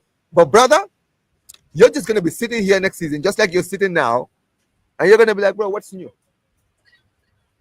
You're just gonna be sitting there in your hands and just say, bro, what's new? This is nothing new from what I saw last season. The season before that, the season before that, the season before that, and we're gonna be sitting here. Like, I crashed out a couple of days ago. I let it out, and then since then I just went back into fuck it mode. You know what I'm saying? Fuck it. What's the point, Omar, bro? Like, what's the point of me getting angry about it? Like, am I surprised? No. Do I know the results? We all know the results. We already know we're doing nothing next year. We already know there's going to be some comfortable excuses. It's just bullshit, bro. Do you know what I mean? So it is what it is, bro. I'm not going to let them ruin my summer. And it's road to Madrid. That's my only vibe, bro. It's road to Madrid. That's the vibe right now. You know what I'm saying? Hey, listen, man. Go ahead, man. Go to Madrid. Go enjoy the Madrid sun. Go have some good time with the missus. And look, man, it's another season. Hopefully, it doesn't get too bad. But look, man, it really is jarring. My girl ain't coming Madrid, man. It's just the mandate. My girl's in Barcelona right now. Oh, she's in Barcelona. She's in Barcelona, yeah. Hey, listen, man, she got a good taste, man. She's going to actually the best city in Spain, man. There you go, man. Hey, listen, man. But hey, listen. It is what it is. But look, I mean, listen, no side. Sometimes, bro, this is unfortunately, man. I've said it before. I even said it to Lee yesterday. Unfortunately, nothing is really gonna change because I've said it before. Fans have voices. Clubs like to make it seem like fans don't have a voice, but it's all a bunch of lies, man. It's all a bunch of lies. Everyone, I said this to Lee yesterday. I said, Lee, you live in Spain. You know, football fans in Spain understand that fans have a voice. That's why they act the way they do. The reason why English fans look at Spanish fans or Barca and Madrid fans and say, oh, you fans are spoiled. No, we're not spoiled. We know what power we have, and we use our power to make sure that our clubs continue to get better. Whereas you guys have the same amount of power, But you guys have been duped by your clubs to make it believe that all you have to do is to just support the team. Just keep supporting the players. Support the team. Support the team. Support every single crap that you see. And then every single time you support the crap, nothing changes. I gave the example last time I was on stream with you.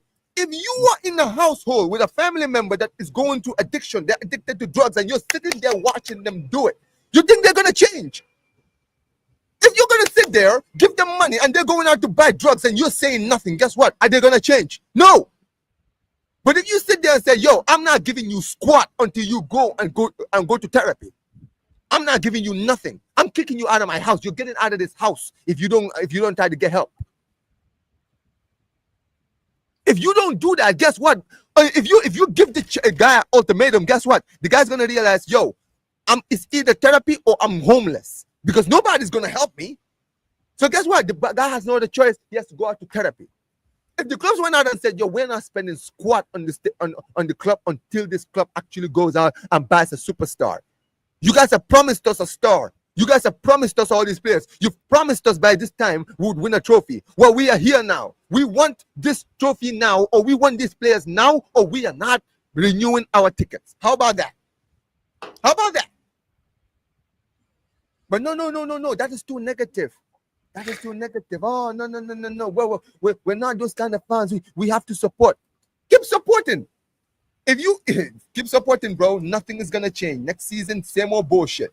And then guess what? This is why I'm telling you now, bro. It fucking disgusts me every single time I look at some of these fans who sit there, call you and talk and question your credibility as fans, sitting there saying things like, but you don't go to games, bro. Why the fuck would I spend money on the club when the club has shown me that all the money I spend on it, they don't actually go and use that money to go and get the players that I want. Go do the projects, the players that will help the team improve. Look at Barcelona, Real Madrid. That stadium is always packed every single home game. Every away game, the Barca fans are going to watch. Why? Because they know that their money is going to go to the club. When we were broke, we were filling our stadiums every single week. Why? Because we wanted to get the club out of financial situation. Why? Because we knew when we did, the club would go out and get the players that we want. Nothing changes. We haven't been sitting here. Big up to Dan Potts, man. Big up to Dan Potts for the raid. You know what I'm saying? Big up to Dan Potts. Big up to Dan Potts for the raid, man. Big up to you, Dan Potts. And listen, Dan is another guy. He also calls the things out. Right? He's much more calmer than you guys, but listen, he's also another one that's realistic when it comes to the club. But this is unfortunate, man. This is the few of you that are out here calling these things out. And the problem is, the club wants people like you, Dan, Turkish, Lee, all these guys, Troops, all these guys to be silenced. That's why they go out of their way to try to ruin your image. They want you guys to not sound credible. Because they understand that you guys are the real people that care about the club. But now, what I'm saying, do you know what? Yeah, it's just like there's just been so many excuses for so many years that it gets to a point where you're just like, I don't feel like this club is ever going to change. Like I go back to the excuses before, because those excuses, the excuses have changed for the last 20 years, but the low expectation has remained the same. So, it was, but we're paying off the stadium. Then it was, you can't compete with Chelsea in the oil money. You can't beat Pep. You couldn't beat Fergie. Oh, it's gonna take time. You got to wait now till Pep leaves. Or FFP. Or VAR. The pundits are against us. Oh, the schedule, the fixtures of the schedule, and it's like, bro, I'll be real, yeah. Like, there's always the ball. Don't forget about the ball, Lee. Don't forget about the ball. A comfortable excuse, bro. There's always a comfortable excuse at this football club. I'm old enough, yeah, to remember the English core. I'm old enough to remember why Fabregas left. And Fabregas, yeah, he actually tried to stick it out for a very long time. He even went out with the national team and they tried to put the shirt over him, the Barca shirt over him. And he tried to. I remember that. I remember that. Nah. Goes back to the club, yeah. And this is why I'm so upset with this club.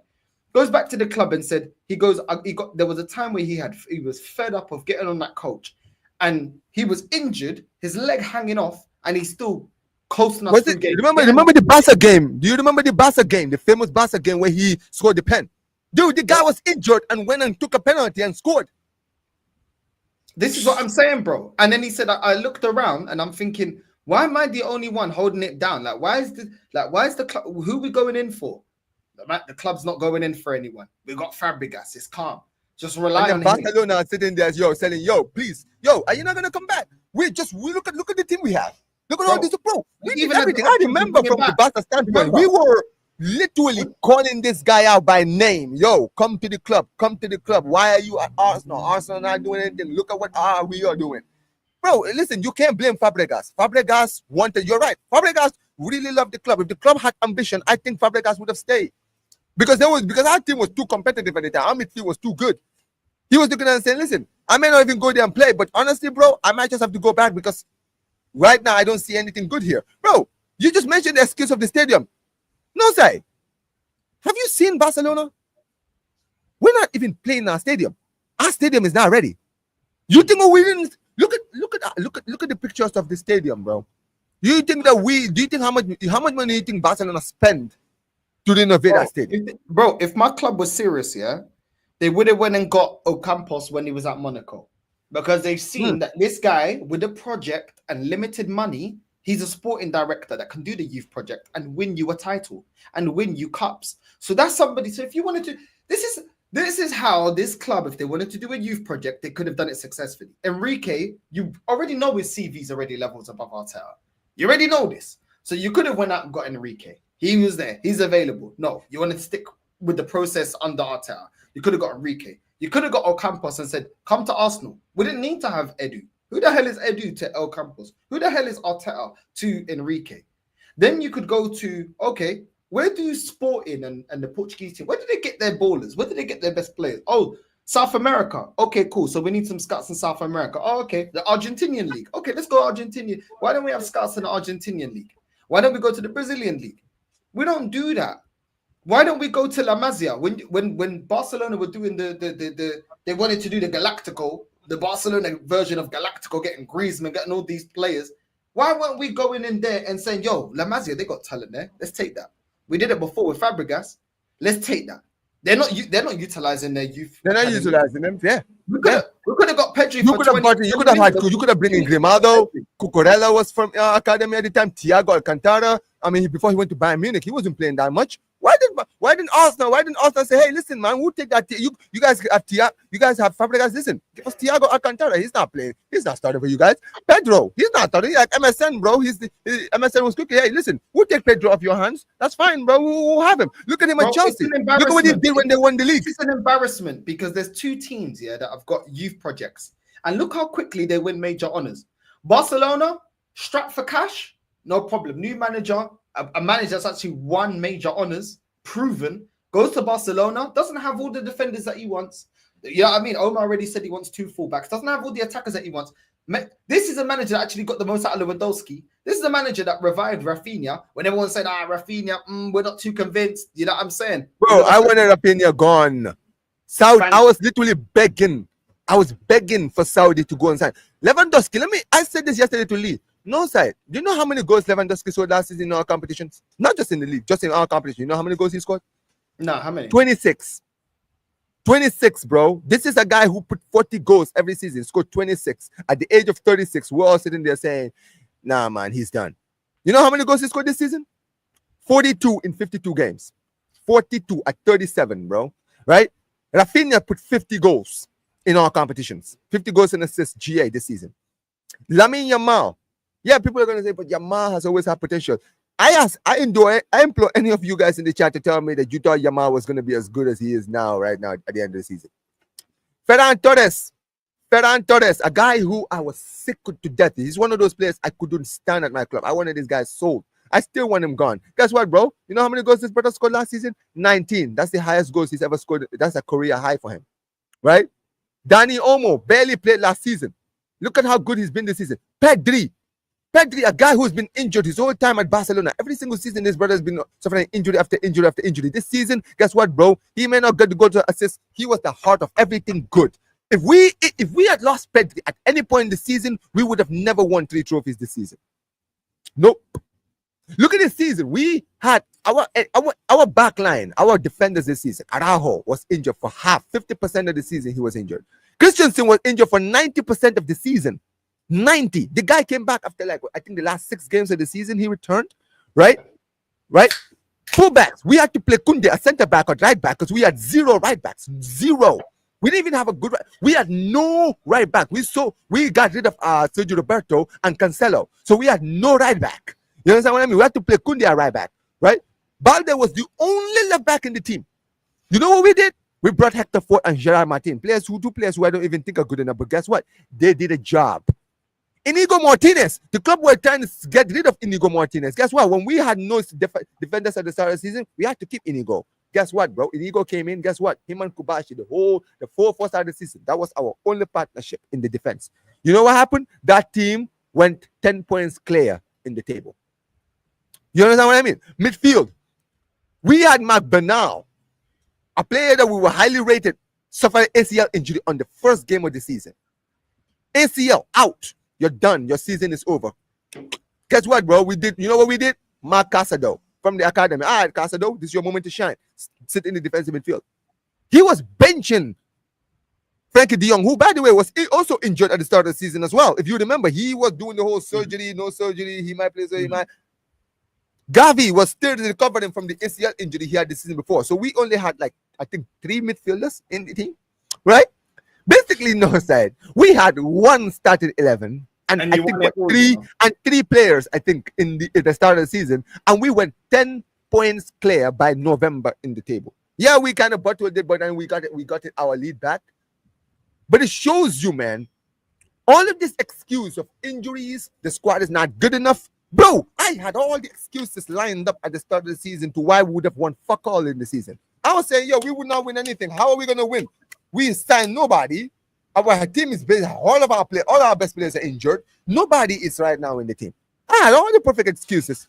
But guess what? Hansi Flick didn't want to hear those excuses. Hansi Flick said, you know what? No. Because Xavi Hernandez, who was supposed to stay this season, and thank God he didn't stay, but he wanted to stay, but he said, we need new players. We didn't have the money to go and buy new players. So guess what? My man sacked him. And Potter said, man, listen, man, if you don't think you can do well with this team, cool. Flick said, you know what? Nah, I can do something with this team. Nah, don't worry. I can do well with this team. You can do well with players like Bernal, like Casado, like Kubashi, like Yamal, like this player, like that player, like Fermin Lopez. You think you can make these players challenge with this team? He said, yeah, give me these players. I'll prove it to you. Guess what? End of the season, 3 trophies, all the trophies in Spain. Every single one of them collected. 4 games against Real Madrid, did the complete sweep on them. 4 games this season, bro. We battered Real Madrid. 90 seconds away from a Champions League final. We signed 1 player, guys. Let me put it in the mic so you guys can hear me. 1. We signed 1 player this season, just 1. We signed 1 player from the team that went trophyless the season before and wasn't competing in no trophies last season. And these people want to sit here and talk about project. If this brother could do this at my club, what do you think he would have been able to do with this Arsenal team? If he could make Rafinha, a guy who barely could even put 30 goals in a season, 50 goals this season, you're telling me he couldn't have revived a player like Trossard? He couldn't revive a player like Martinelli? You're telling me he couldn't revive? Don't tell me that these players are scrubs. I thought that Ferran Torres was a scrub. He still put 20 goals this season. I thought Rafinha was a scrub. Guess what? He put 50 this season. So don't tell me that you guys have scrubs in your team. Look at what he made. He made Gnabry look like one of the best wingers in the world that season that they won the treble. Has Gnabry ever been that good since? No. But this is the problem, isn't it? This is the problem. They all have all these excuses. Hansi Flick I've said it before, man. What Hansi Flick has done this season has shown all of these same fans out here who keep calling out the same bull crap every single time of we need signings, players, this and this, injuries, all of this stuff. Bro, Barcelona have had all of that, and we've won 3 trophies. What's the excuse? But you play in a 1-team league. Okay. All right. No problem, bro. Keep living in your past, keep making your excuses. And I'm not talking about you, I'm talking about all these people. You guys are gonna die with these excuses, bro. You're going to die with these excuses because you're not going to see any trophies. And you know what's funny? When the time comes that a guy like Lee and a guy like Nosa says, okay, we get rid of this manager, go get me, let's say in 2 seasons, Flick leaves Barca, and you say, all right, well, Flick has just left Barcelona, get rid of this manager, go bring me Flick. And then the club decide, okay, we're going to go get Flick. And then you guys say no one. And then these same fans say, no, sir, do you remember when you said we should bring Flick? All right, Flick is here now. Let's see what happens. And then Flick comes in and wins the league in his first season. Are they going to give you credit? Are they going to say, yo, you know what, no, sir, you were right. You were right when you said that we should bring in Flick. Oh, no. But this is Arteta's team. Arteta proved it right. He was right to bring these players. Look at how good these players are now. Dude, we already know these people never take L's, bro. These people refuse to take L's. They will die with this on their sword. It's crazy, man. It's crazy. You know what I'm saying? Like, bro, let's not forget, what? Arsenal beat PSG in the group stages. Remember, that's why they were cocky against PSG. We already beat them this season. What did they do? Their youth project, What do? They win the Champions League. They win the Champions League. That's the difference between a team that learns and a team that adapts and a team that knows how to win major honors and a team that doesn't. You know what I mean? Like, for everything that PSG's been bantered, big up to them, man, because they saw that the Galactico approach wasn't working. They switched it up. They were like, we're winning domestically, but we want more. They switched it. What does Arsenal switch up? What do we switch up? We tried to get the most out of Jesus. That fails. We go and get Kai Havertz. That isn't a proven striker. We try to get the most out of Kai Havertz. That fails. So now we're trying to go and get Sesko, another striker that isn't a complete striker. And we expect that to work. Make it make sense. Make it make sense. We hold on to El Nene too long, but now we've got Moreno that can't play DM. And what we're going to say, he can do a job. Oh, we can play as a striker. How many goals is going to score me in the season? 10 goals? 11 goals? Is that good enough? So we bought a DM to play striker because we couldn't identify a proper DM. You better hope Zubimendi's good, you know. Better hope Zubimendi's good, because I'll tell you one thing, when Partey's available, Partey gets into the starting lineup. Moreno doesn't start. Got rid of him. That is so stupid.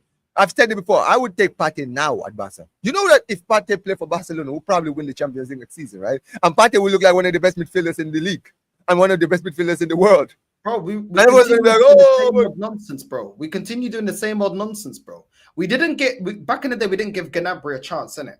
That came back to bite us in the ass. We're not giving Ethan a proper chance at this club. He has not been given a platform to go forward and prove himself.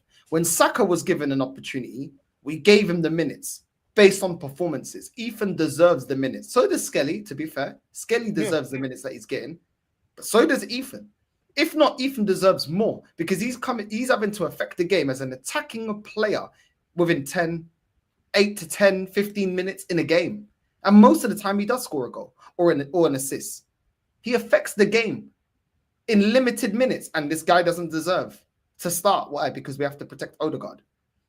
We have to protect Odegaard. Just like we had to protect Xhaka when he was playing DM when it wasn't good enough. This is the thing. We either don't identify the players that we identify the wrong players. A lot of times we bring in players, we don't see their strengths. How long did we play Xhaka as a DM? How many games did we play Partey as a right back? How many games did we play Havertz as a midfielder? How many times did we do this? How many games did we play Zinchenko as a left back? We have Zinchenko as a left back that's better going forward than he is defensively. And then we go and buy Calafiori. That is another fullback that is better going forward than he is doing his defensive duties. Well, you already had one. So what's the flipping point going and buying another one of the same profile? People talking about this profile thing with Arteta. Well, what was the profile for Moreno? Because the guy can't fucking defend. What was the profile for Kivior? What was the profile for Karl Hein? What's the profile for Zinchenko and Calafiori? What's the profile for Odegaard? Because this guy's been regressing. What's the profile? Man, want to talk about Arteta profile. What was Marquinhos doing? We sold him back when we lost 500k. I think we sold him back for 2.5. We bought him for like 3 million. What was the profile in Marquinhos? What was the profile in Sterling? What's the profile? So when people tell me, but he wants his profile, he needs his striker, he needs his... Bro, he's already had his strikers. 2 of them are flopped. There is a reason why we're in for a striker. Because the last 2 are flopped. And you're about to buy a player, and you're about to buy a player whose record in the Bundesliga, which is a league which Werner, Nkunku, all these guys ripped to shreds, right? That guy can't even put numbers in that league. But no. He's going to put numbers in the Premier League. No, he couldn't do it in the Bundesliga, but don't worry, man. Can do it in the Premier League. Don't worry about it, man. You're rushing into conclusions, no sir. You gotta let him cook. Oh, you're gonna die by this hill. Were we cooking? No, Were we cooking when we faced PSG? And literally the only answer we had was long throw-ins. Is that us cooking? Is that the profile and the Arteta system that we have to get behind? Long throw-ins. No, sir. Do you know what the funny thing about our clubs is? Pathetic, man. You know what you just said about Waneri and Odegaard, right? Do you want to know why Coutinho honestly flopped at Barcelona? Do you want to really know the real reason why he flopped, bro? We spent all our money on Coutinho, right? And Coutinho was playing in the first half of the season. That in January when he arrived from the end of the season, he was playing well regularly, right? And he was playing well. The following season he flopped. You want to know why he flopped? It's because when Dembele came back the next season, he was playing so well that even though he was on the bench and Coutinho started, Coutinho wasn't doing enough. So when Dembele started coming in and kept on outplaying him and outplaying him and outplaying him and outplaying him, eventually Coutinho had to hold bench because Dembele was playing too well for Coutinho to get a chance. So eventually Coutinho, when he was on the pitch and was barely doing anything, he was getting cooked. I said this before. All the performances I've seen from Ethan this season when Odegaard has been injured, if he was playing for Barcelona playing like this, Dani Olmo would have held bench. If Dani Olmo came on the pitch and didn't play well, Dani Olmo would be benched the next day. Because they're going to be like, bro, I'm sorry, man. Ethan Waneri is sitting right here playing well. You've just come back from injury and you're not exactly picking up from your injury. So clearly you need more time. So hold bench while this kid is still cooking. If you come back in and start playing well, we'll bring you back into the first team, right? Do you want to know why when Bernard was injured and De Jong came back from injury, De Jong couldn't even get in the team over Casado? Casado was playing too well to be benched. And when we were bringing in De Jong, he wasn't doing the things that Casado was doing. So Casado continued playing well. He was playing well, and guess what? De Jong kept on holding bench every single time. When it hit January, I think De Jong himself started to realize, my career at this club is actually about to end. Because this guy, he's playing too well. I need to pick it up. I need to adapt very quickly. I need to understand what Flick wants from me. So guess what? From January onwards, De Jong's performances started to pick up. That El Clasico in the Super Cup in Saudi, right? He absolutely cooked in that game. Then he came back from that Super Cup, played well in the Copa del Rey, played well in the league, continued playing well, so much so that the Flick now had to rotate between Casado and De Jong every single game. So so tonight you're playing in the champion. If you have a Champions League game, De Jong, you bench. Casado starts in the league. You play in the midweek. Then Casado is back in the weekend. Then next weekend it is you. And before you know it, Casado got injured. When Casado got injured, guess what? De Jong never stopped. De Jong I'm telling you, this season, I've said it before, De Jong is having his best season this season since he's joined the club. He's finally actually starting to show what he can give this team. And why is that? Because he had competition. He had to be in his A game. At the end of the day, the reason why Odegaard can be sitting out, putting out stinkers every single week and come back every week is because, brother, he knows he's not under pressure. He's the captain of Arsenal Football Club, right? He can perform stinker after stinker after stinker, and guess what, bro? He'll be back next game. It's a joke, but this is reality. This is the reality of the club that you support, Northside, right? Even 1 year, he can play out of his skin. But hey, Odegaard is back, bro. I'm sorry, Odegaard is back. Odegaard is the captain, bro. He got to start, man. Hold bench. Against PSG now, you can't even play, man, because Odegaard is the captain, man. He has to play. And Odegaard will just put stink after stink and say, hey, listen, it doesn't matter, man. I'm the captain. I ain't going nowhere. And you're going to ruin this kid. It's a joke, man. It's the repeat of the same old nonsense, bro. You know what I mean? And we're always playing catch up and fixing problems that we didn't fix in the first place. You know what I mean? So it's just, I'm just tired of it, Omar. Let's just see. We'll see how it goes. But yeah, man told me give it 4 years. It took Klopp 4 years. We're now moving on to the 6th year. I don't want to hear no more bullshit excuses, bro. I don't want to hear you, man. Gave me the timeline of Klopp. It took Klopp 4 years. We are on the 6th Sir Alex year. Ferguson, remember, they gave you the Alex Ferguson one. They said Sir Alex Ferguson didn't win his first 4 years. Remember, they say they told. Remember what they say about Ferguson? No, sir. They said, yo, you don't realize that Ferguson was about to get sacked the season before he won the league? Hmm? He was under pressure. The fans wanted him out. The club wanted him out. But look at what happened to Sir Alex Ferguson. All right, no problem. They want to compare it to Fergie, no problem. I'm expecting domination then. I'm expecting domination then. Yeah, I'm saying I'm expecting Arsenal to dominate the league. Then you want to be comparing to Fergie, no problem. We're waiting. Yeah, I mean, you better. I don't want just one prem. You better start dominating. Then that's what Fergie did. 4-3 piece, bro. It is what you better make sure if you win your first league, you back to back it, bro. That's the only way. The only thing they're backing it up is on this manager, bro. That's the only thing they're backing it up on, bro. But listen, big up Omar. Shout out your channel, what you got coming up next, where people can find you. The link is in the title as well. Make sure you subscribe. The link is in the title. Go on, Omar. Yes, sir. Yes, sir. Omar BYT, guys. Big up to every single one of you guys who are already subscribed to my channel. Actually, yesterday, big up to my guy Lee. He actually helped me hit 3.6K on my channel, guys. Big up to every single one of you guys who subscribe to my channel. Listen, man. Barcelona content, guys. I'm doing a lot of Barcelona. I've been doing a lot of live streams recently on Barca news, Barca transfers, and some other stuff, man. But listen, make sure you guys go subscribe to my channel. Listen, man, we're trying to make sure that next season, by the end of this next season, we hit 10K, bro. That's the hope, man. But yeah, man, big up to my guy Norset. Listen, maybe he's on the road to 20K. He's like 3K away. I think you're 3K away from hitting 20, man. Make sure you guys help my guy Northside to hit 20K soon, man. But yeah, man. Big up to every single one of you guys for always supporting, man. Big up, man. Every single time. Make sure you're subscribing to Omar BYT. The link is in the title. And make sure you subscribe to Yasser as well. Link in the title as well. We're going to redirect to Aaron Talks Football. Northside Raid on the way in. And we're out, man. Love. Northside Raid on the way in.